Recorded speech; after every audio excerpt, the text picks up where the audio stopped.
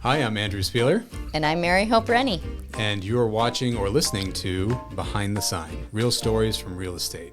Welcome back, everybody, to episode 24. We're here today with a very special guest. Mary Hope, would you like to introduce our guest? Absolutely. We have Krissy Laporte, who is a commercial agent with Keller Williams Metropolitan and also the director of our commercial division. So thank you so much for Thanks coming. for having me. And in this podcast, we've really tried to peel back what does real estate look like and every avenue asset of that. We've had it from the people we work directly with the inspectors and appraisers. We had an appraiser last week, but also all the avenues of what your real estate license offers you, because there's so many.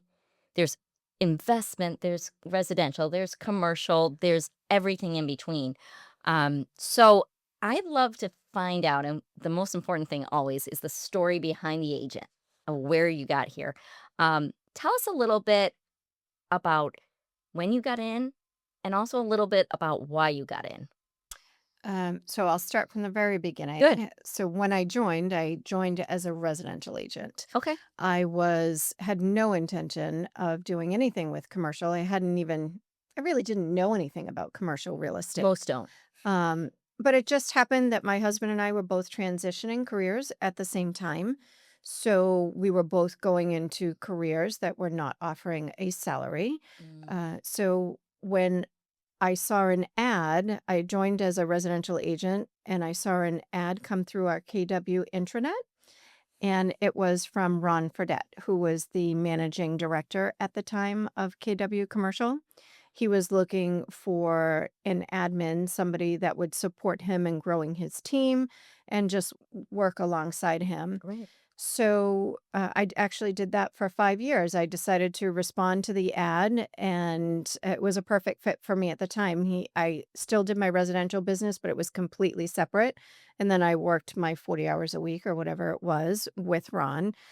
And that was my first introduction. And it was a good way for me to join because it allowed me to join slowly, right? It allowed me to learn all the systems and all the tools and get to know all the players in the commercial world, both internally at KWRI as well as in the community, which is really important because there's a smaller group of commercial brokers, and it's nice to be able to get to know them personally. And so when Ron retired, So how many years ago was this that you joined? so that was, I think, 5 years ago. And I can tell you when it happened, I knew that Ron, there was always a 5-year plan. From the moment we sat down, he said, I'm probably going to be doing this for 5 more years. I want to spend time with my wife. And I said, okay, that seems like a good plan for me. It gives me just enough time to get my feet wet in real estate. And sure enough, year 5, and that was during COVID, I think. It was like 2019 or so. Yeah. He said, I'm getting ready. It's time. And we happened to, right before COVID, go to Commercial Summit.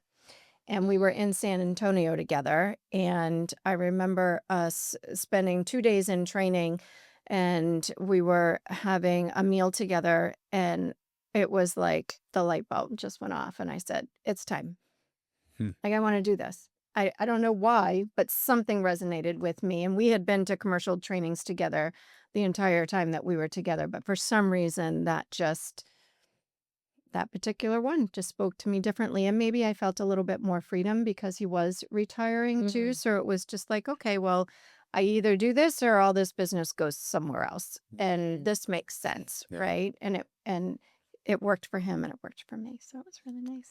So what, even before that, what got you to get your license?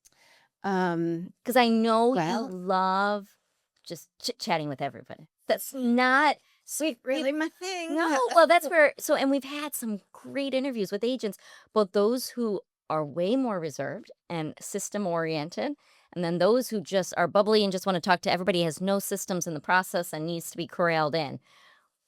You're more the systems girl. Mm-hmm. Or you are a systems girl, and that's probably why you were a great admin Yeah. for a commercial agent. But there must have been something in real estate that you decided to get Not into it. really. Okay. There you go. No, I appreciate that. So basically, I've had several people over the years say, you should go into real estate. And I honestly, I couldn't even fathom, like, where are they coming up with this, Well, right? It just didn't seem like it fit my personality yeah. because I thought of real estate so differently. Like, you had to be that outgoing extrovert. Yes. And then it was just at a point in my daughter's life. She was in high school. My son was in middle school. And I thought, okay, because I had a licensed childcare I program was just in going my to ask home you. for 12 years. So I always had between 6 and 9 children in my house at all times. You are a saint. And so I did that for quite some time. And I loved it, but I loved it because I loved the children and I loved what it was serving for my family. It allowed me to be home. I really wanted to be home to raise my children, and this allowed me to be in the house and contribute to the family as well. But it was the most exhausting job in the world. Really? Yeah, I have no, I have to say, when people say real estate is hard, I'm like, oh, you have no idea. especially for someone like you who's very organized. Yes. Mm. Yeah, you could eat off my floor. I know. I'm sure. Even I've had 6 kids. I know. You shouldn't be able to eat off those. I mean, I No, ate half I that, know, and I but still I get off the was, floors. yeah, it was, that was challenging for me. So whenever I wasn't open, I was cleaning or getting ready, right? Because everything had to be just so Huh. for me. Um, so yeah, So that's, once the kids get a little but older, I just knew I had to do something different. And my husband had said, you should try real estate again. And I said, okay. It was kind of like that thing. The light bulb went off and I was like, okay, it's time. Hmm. It was just time. It's interesting because we've had a number of agents come on here who, when we say, what got you in? They're like, other people. Like, other people told them they would be good for it. Other people should do it. You know, I mean, Tess, I think Tyler. yes, you're I mean, right. a lot of people have had that sort of same thing where other people identified in them a certain skill set or personality type that would, lend well to real estate. And I think there's something to be said for that, because if So others can see you being successful in it, that's probably the best metric, right? yeah. Because once you get into it, you're dependent upon other people seeing you as being the right fit for the job, So it's kind of a good qualifier. Yeah, and Yeah. that makes me think of my mentor, who was Ron Fredette, right? So I had 2 mentors. TJ Potter was my mentor in residential when I first started. And I remember TJ saying to me, because I was very nervous about going on appointments, and I said, I have my first listing appointment. Will you come with me? And he said, no. And I was like, what do you mean you won't come You're with my me? Like, mentor. how am I going to do that on my own? He said, the minute that I say something, It's got devalued. you're going to look at me, Mm, and then they're going to look at me, and you're going to shut down. mm. And he was absolutely right. So I went on that appointment and I got the listing. And honestly, most of my business in residential came from my daycare, from the people that I Absolutely. worked with before. And I never had to promote it, but because they trusted me with their kids, I guess they Right. felt Trust you with like, the house. If they trusted you with their kids, they can trust you with their right, Yeah. right. But second most valuable investment. But that's actually really, I think so many people forget the relationships they have outside the real estate world that can attribute, and that's who they need to focus on. Who are those people that trust you already? Mhm. If someone's willing to trust you with their child, they probably know you pretty well, Mhm. and they also would trust you in other things. You just now need to show them that you know what you're doing. And I think that's where the gap is. Sometimes we feel like they know me as a daycare provider, not as a real estate professional. And it's in our minds that there is that dichotomy, but they don't see that. As long as they know you know how to do it, they trust you already. Yeah. and you know what's real? Oh, sorry to I interrupt. don't know. You know what's really great now is I've had a lot of clients recently, new clients, buyers looking to get into or purchase properties for childcare centers, and it's really great to be Yeah. able to add value to that because I understand the process. I mean, I didn't have a childcare center, but I still understand the nuances of And the going need. through licensing and the needs. And when I walk into a building, I can look at it from their eyes before they Yes. even Yeah, their see it. needs. Yeah. Right. So, just a quick question, just to kind of back up a little bit for anybody who's watching or listening who doesn't understand what the difference is between residential and commercial. Can you speak a little bit to what the big differences are, other than the signs are much larger and sit out in front of commercial properties for much longer? I see your name all over the state, and Yeah. I'm like, "There's Krissy. There's." He wanted to take a photo on driving. I'm like, "I'm not going to be dangerous, but I see him." But just for anybody who sort of like sees commercial and doesn't realize that it's two very separate sort of industries. So in commercial, anything a multifamily over 5 units is considered commercial. Mhm. Office, retail, the land that's zoned commercial. How about a live work sort of space? Yeah, Does that a fall mixed under use is commercial? Yeah, it's commercial. commercial. Typically, well, it depends on the zoning Mm, and it depends on the financing. mm, So oftentimes, um, people don't realize that it's zoned commercial, and when it's zoned commercial, and the differences on whether or not you can secure residential financing, which makes all the difference. mm. Like, I have spoken to Joe Gagnon before, but unfortunately they specialize in residential. So I do have to have somebody Yeah. that can help with Hmm. commercial loans specific for commercial. And we have certain banks around this area that do that.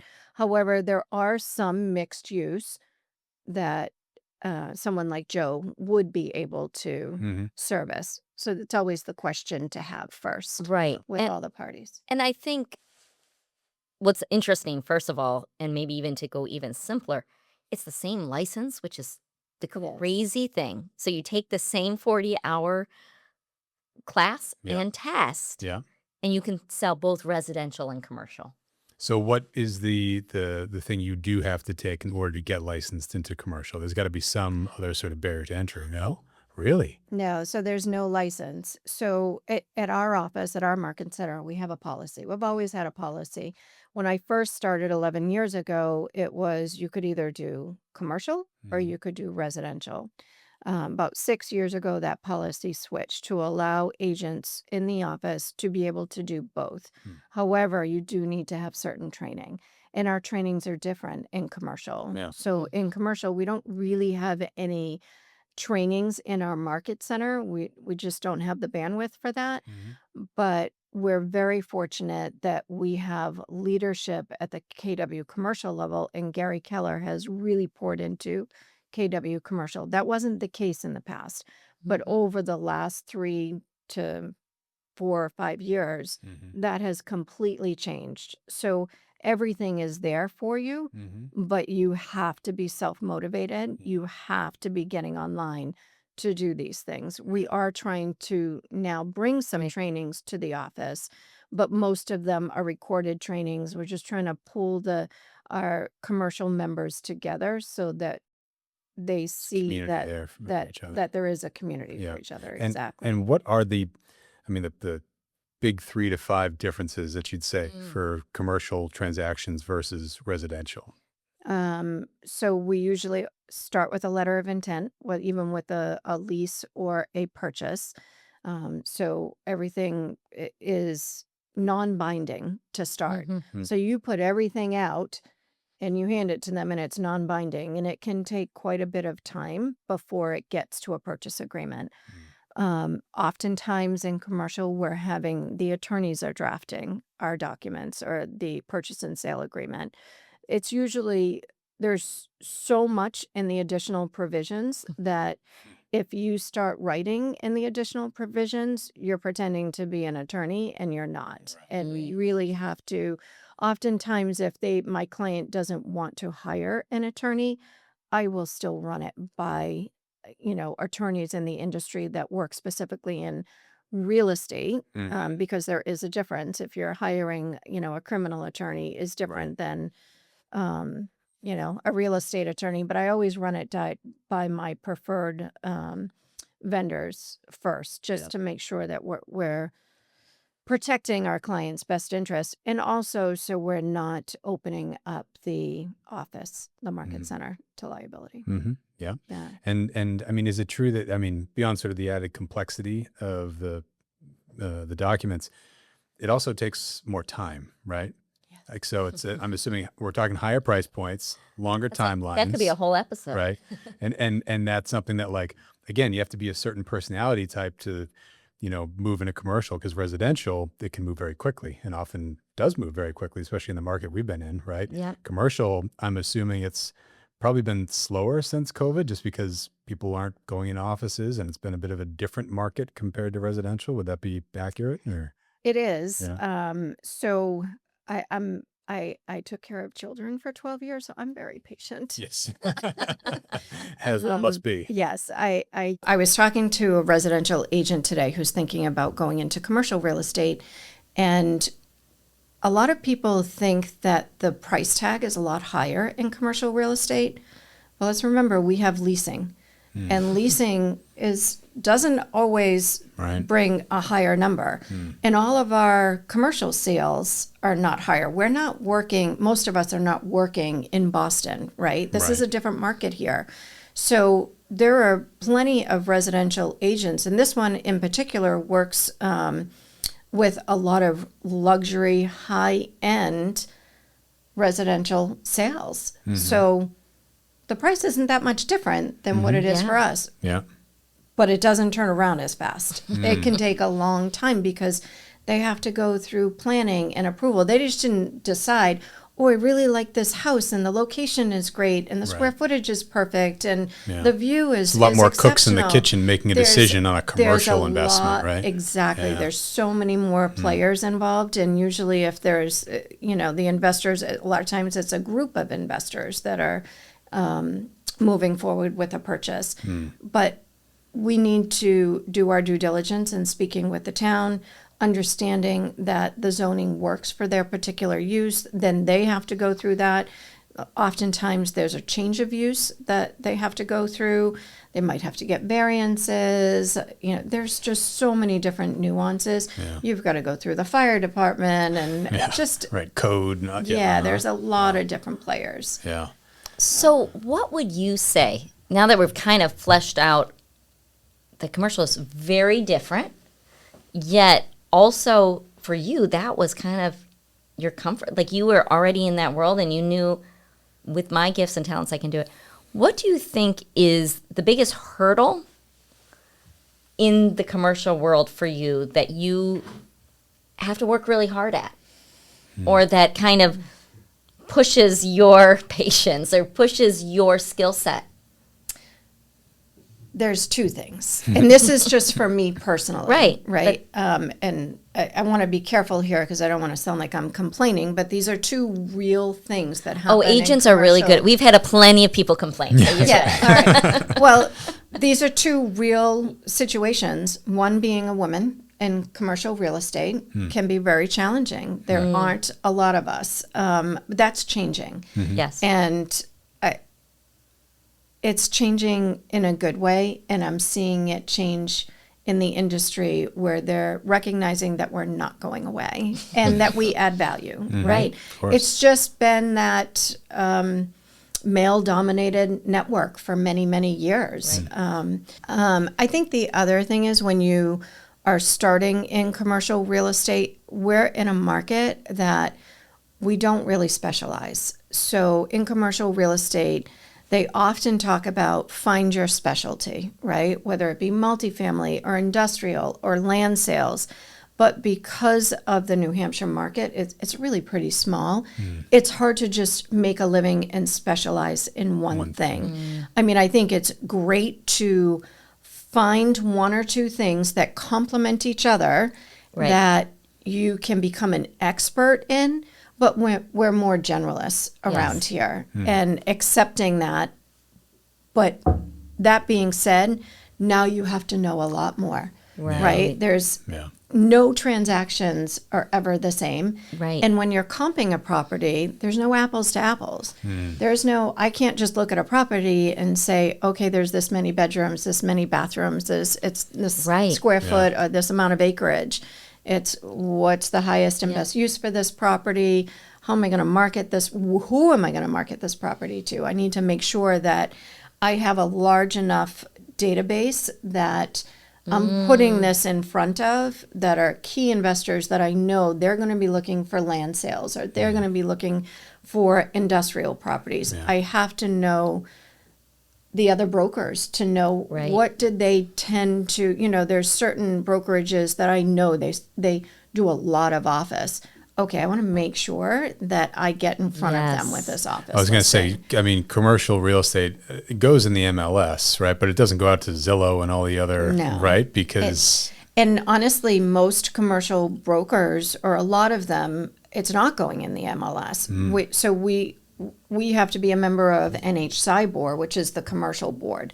Because we're a residential and commercial brokerage, we do both. Right. But most commercial brokers and most investors, other than multifamily and land, they are looking in the MLS. Yeah. But the other properties, they're looking in Krissy, they're looking in LoopNet, they're looking in the New England Commercial Property Exchange. it's like a whole new Built-Out. world Well, that exists out there. it's crazy. And it still Yeah. baffles me that every agent, the only path to commercial is just getting your regular real estate license.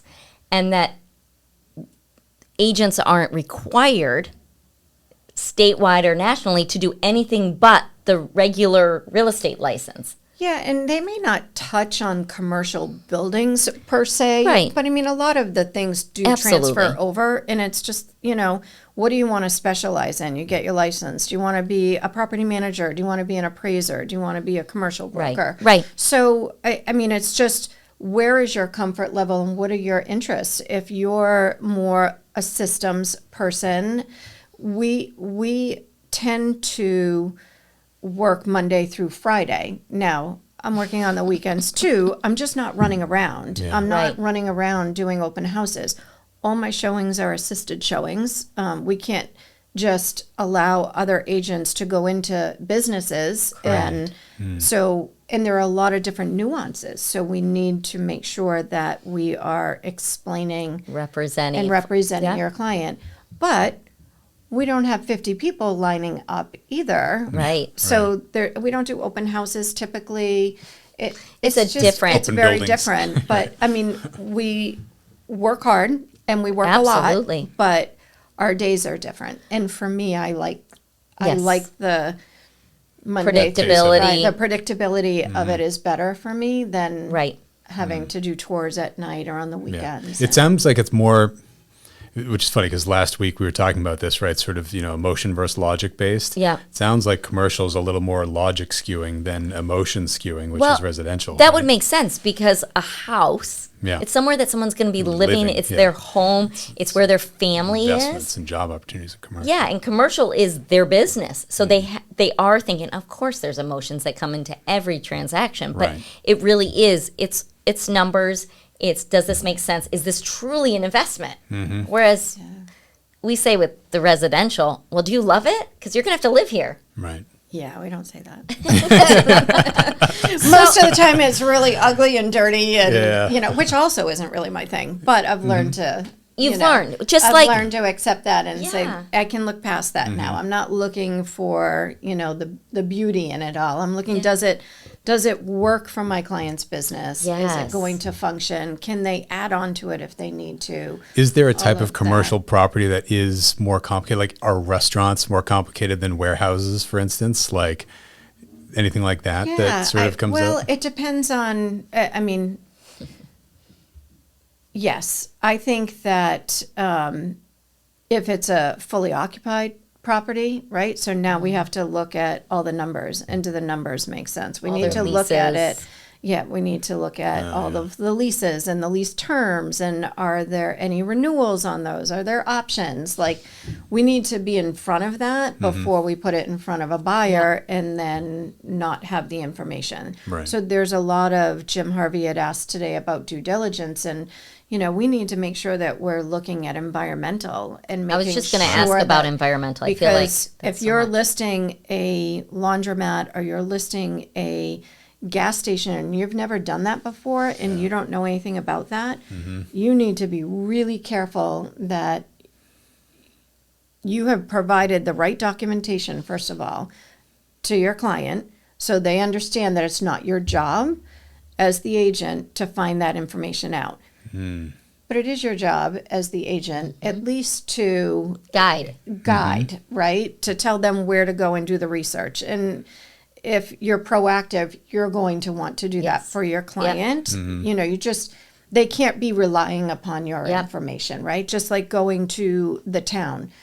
Just like in residential, you always want them to do their own research. You can go with them, but they need to hear it for themselves so that they don't say later on that you said I could put a gas station in this. Well, and I do feel like I had the privilege of going to the commercial summit with Krissy last fall in Austin, and I sat there. I think I told this to Krissy a few times. We got to room together, but I was like, I feel like you almost need a PhD to sell real estate. I was sitting there with all these gurus in commercial, and like the environmental kind of hit me even more strongly because there's so much liability there. So we have liability, we have insurance, but the liability on commercial because these are people's whole industry, their investment, it's everything, and if we don't direct them the right way, we could really put them in a very difficult legal situation, let alone ourselves. And the other thing is, and I hear this from leadership at KW Commercial all the time, it takes one deal to bury a market center. One bad deal to bury a market center. Good. I just heard Mary Hope take a breath I've never heard her take before. And I know that sounds harsh. But you really, I mean, they're big. And you have to remember that these investors have deep pockets. They own a lot of real estate, right? They own a lot of different things. And this is what they do for a living. And it's may not be emotional in the sense of residential emotional, but trust me, they're emotional when it comes to their money, right? So they want to protect their investments. Well, and that actually brings me right along to the reason and kind of how we have started talking more, and eventually we asked you to take on the role of the director of our commercial division. Is that what I called it? Commercial director of commercial? I offered you the role and I don't know the title. COD or DOC. Yeah. However, I think, at least from my part, a lot of this had to do with exactly that. When I saw the level of skill needed and the professionalism that needs to happen in the commercial world, and that is our responsibility as being a brokerage, I knew we needed a little bit more supervision, and I am not the person because I have not done one commercial deal in my life. I did a half of one with someone because I was working with and I worked right alongside with a commercial agent that was one of those mixed use. That's That's the only one I've done. It was with Michael Cowett in our office, and it was so amazing to watch that process. So I would love to hear from you, Krissy, is where do you see, first of all, our division going in the next 5 years? And also, where do you see the commercial world and industry going in the next 5 years? With regard to our office, I feel like if you think about the other strictly commercial brokerages in the area, right? I won't name names because it's just us, right? But they're really pretty small. They have, all the players in each of the offices. They may have 5 agents, maybe 7 in their offices. We are a residential company. Correct. And we have a division, just like we have a luxury division and a sports and entertainment division. I think that we don't need to grow huge. No. We need to grow really smart, and we need to make sure that yes, everybody should have an opportunity to practice commercial real estate if that's what they want to do. There's more than enough business to go around, but I don't think it's the intention of the market center to grow this to be 450 agents. And I just don't think that it would be supported in the community either, right? I think if you have, if we can take the commercial agents that we have in our office now and make sure that they are educated, that they have the skills and resources to provide value to their client, that's the most important thing. It's not just adding one more thing to your, underneath your credentials. Really, you're going to make more money in commercial real estate if you refer it, or if you just figure out. My feeling is, you can be a really good commercial agent if commercial is your focus, and you can do some residential deals, right? I strongly don't feel the other way around. Yeah. If you're a newer agent and you're learning residential and you're doing, your primary focus is residential and you're dabbling in commercial, that's where I get nervous about liability. Yeah. Right. Now, I'm not saying that, there are plenty of agents that their primary focus is residential and they don't do as many commercial deals, but they have the experience. Right. So let's make sure that we're providing these agents education and letting them understand the path to get there. Well, let's set you up for success and not failure. Yeah. It's expensive to join commercial. Yes. We didn't even touch that. Yeah, it's not just the $199 fee that you pay per month. There are a lot of other expenses involved. And because we don't just list in the MLS, we're listing in 5 other portals. So every time we get a new listing, we've got to enter into all these different portals that we're paying for. Doesn't that sound fun, Andrew? Do you want to jump right in? Yeah. No. But that's where you need to understand. It can be an amazing career. Yeah. It's become an amazing career. You have made this yours, and you have also made a name for yourself. Yeah.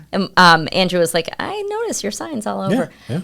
Krissy is one of those big players now, especially the women players in the commercial world. I truly believe that, and I'm really excited that she's been able to take this on, because I feel like we are also in a little bit of a shifting market. I don't think we have time, because we could do that all day long. Commercial is feeling it even more than residential right now with the length of time and such, but I feel that there's so many opportunities, and in a downturn market or a shifting market, people's weaknesses show.